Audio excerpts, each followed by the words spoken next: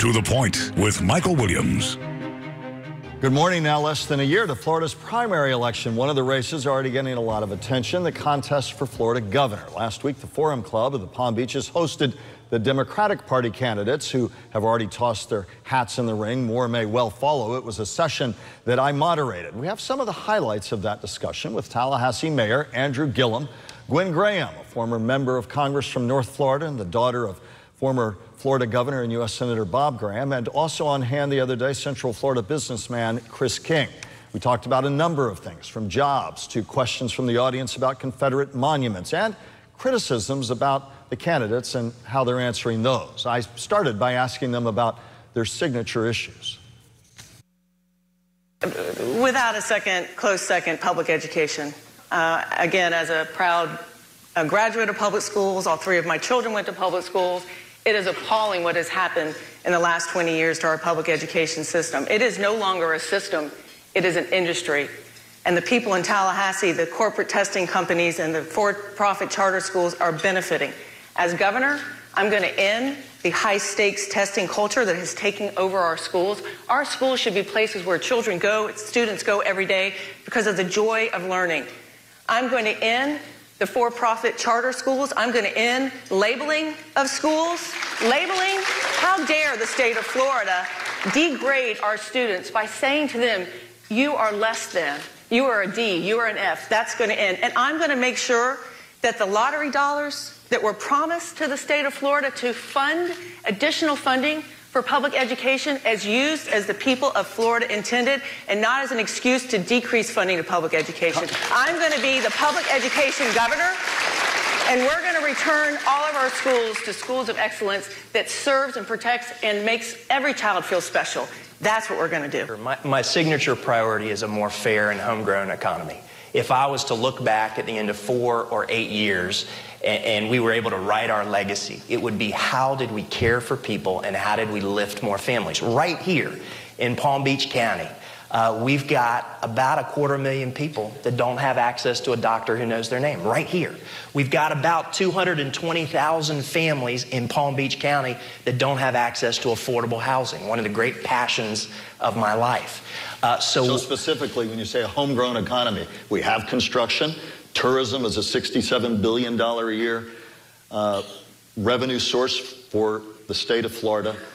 Unemployment right now, 4.1% in the state of Florida. So when you say homegrown, specifically what kind of homegrown economy are you talking about? It begins with a paradigm shift. So what I would argue is Governor Scott and the one-party state government in Tallahassee has tried to grow this economy by trying to attract large out-of-state businesses with an expensive tax incentive programs to open up satellite offices with low-paying jobs. What we're talking about is how do we invest in those small businesses and those businesses that are already here through access to capital, through workforce training, through accelerants and incubators in this state. What the big states do, what the states who are excelling. You know, a lot of folks say, how are you going to do it? I say, look who's doing it. If we're 41st in the nation, why aren't we doing the types of things that 1, 2, 3, 4, 5 are doing? We're going to round back to some of these issues in our further discussion. But Mayor, for you, your signature priority if you were to be elected Florida's next governor. Absolutely. So I don't want to beat a dead horse on education, but I tell you, as a benefactor to the public education system in this state, I can't tell you enough my belief in the compact that exists and should exist between government and society. Education still, by and large, is the best way, quite frankly, to move between income stratas. It still provides, and it's true in my own life, the best opportunity to get ahead and go further. And so a couple of things about education in this state. One, we ought to pay teachers what they're worth. These are individuals who do the most difficult work. The most difficult. Do you do that with a tax increase if necessary? We do that by prioritizing, different than what the governor has done, which has been about $1 billion a year proposed for corporate tax cuts. We put that money into paying teachers, right? We right now have a teaching shortage. We right now have a difficult time recruiting teachers into the profession. We would also use the power of the state, which already exists, to regulate early learning facilities, which is the most important investment we can make, that important period between 0 and 5. want to jump a little bit more into jobs, wage growth, housing affordability, which is a huge issue in Palm Beach County and beyond. Again, jobless rates 4.1%. We rose out of the depths of the recession. The governor takes due credit. His supporters say for that. Others say it was the natural growth of the economy. He promised 700,000 jobs in several years. PolitiFact says still work to be done. But the fact of the matter is jobs have been his relentless focus. However, wages, Florida minimum wage, $8.10 an hour. Lack of wage growth. We've tried to attract tech here with some limited success. How do you get the wage growth there? How do you attract those jobs?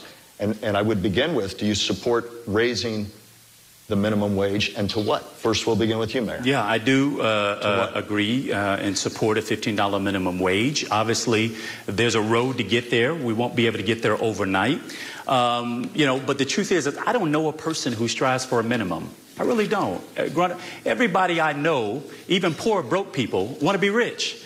And they want an opportunity. They want a pathway into it. And I think when the governor talks about jobs, he fails to admit that most of these jobs he's recruiting are low-wage jobs. How do you get to a $15 an hour wage? But just as other states have, and we've seen it demonstrated in other states around the country. But if I could make the point on the economic piece, as mayor, we recruited and retained a designation from the Obama administration as being a tech hire community.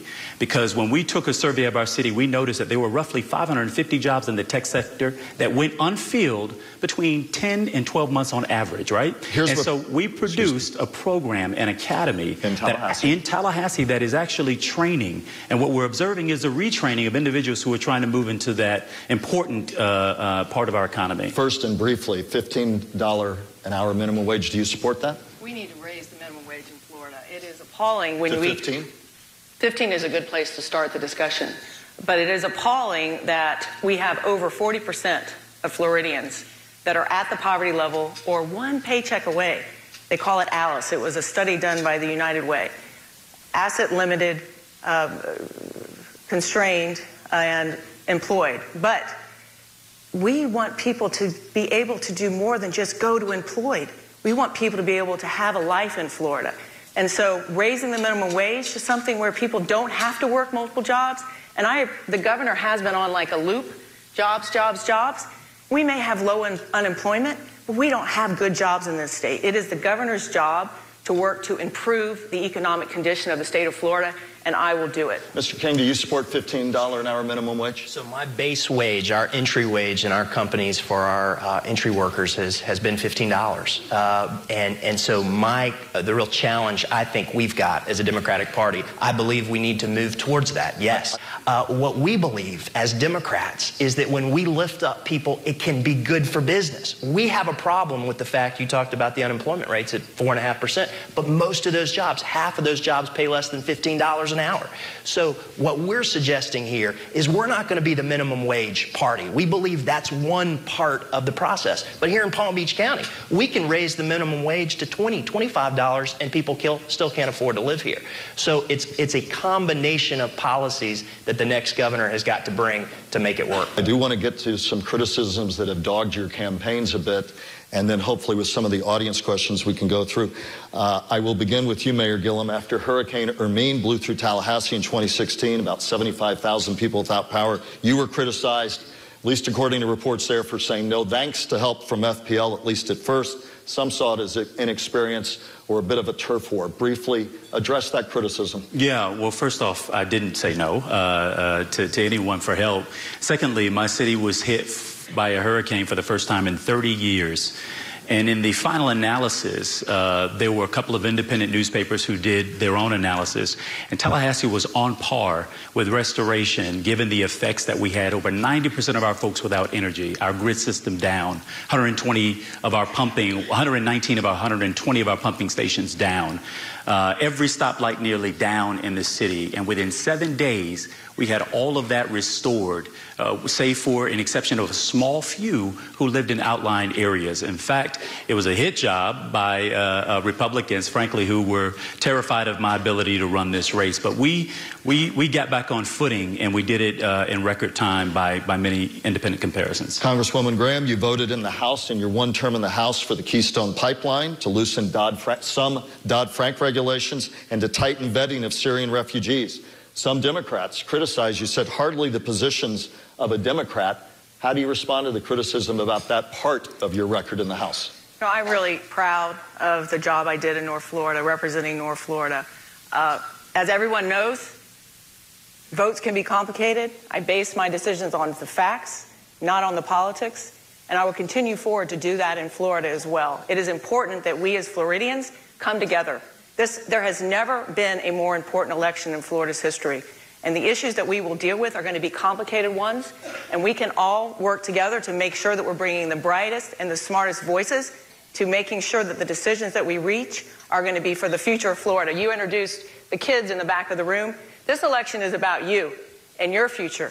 We need to make sure Florida's on the right path so that you have a bright future here in Florida. Mr. King, again, I'll come back to what was said at the outset. Just means well, but a complete lack of experience. You have two people who've served time, served in government, and that despite the business background, you just...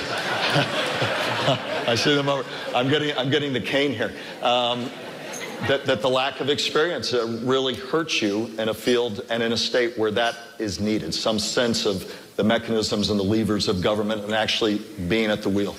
Sure. Well, first, I honor both of their service, and I think that's a big part of their stories.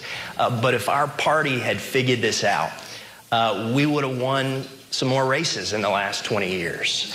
If our party was content with what we're serving it, we would have done better. The last time we won this election was when I was a freshman in high school. So what I think is that my experience brings something new to the table. I'm part of a new generation. You know, I'm going to be calling for the fact that I want 50% of our candidates across this state to come out of the private sector and nonprofit leadership and the military and education. We need a whole crop of new folks to rise to address this. One of the questions from the audience was about Confederate monuments. The candidates asked if taxpayer money should be used to maintain Confederate memorials. I'm of the belief, and I took a position early, just after Charlottesville, that it's time and it's right to take down our Confederate monuments across the state of Florida, all of them.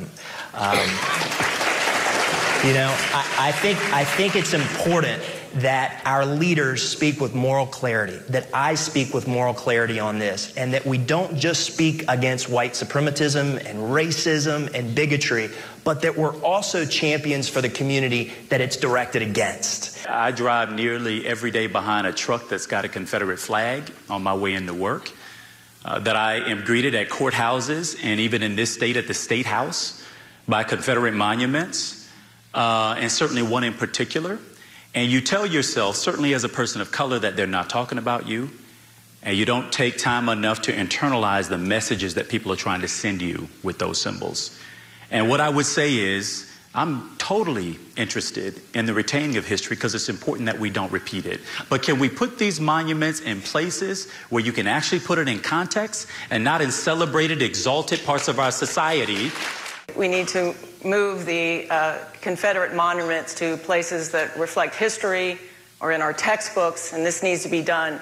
But I think what happened in Charlottesville needs to be recognized as bringing hate back to the forefront in such an ugly way. I mean, I watched those white supremacists, the KKK, the neo-Nazis marching and chanting, and as a mom, it made me sick. It made me sick. That gives you a small early taste of where the Democratic candidates stand on some of the issues. And again, other Democrats may well be joining the race, but not just yet. If you want to see the complete session with the candidates all in right now on the Democratic side, we have a link on our webpage. And of course, when the Republicans gather together and go at it, we'll be there for that as well. Now, just go to WPTV.com, click on the To The Point page. Coming up next, our roundtables, reaction to the Democratic candidates.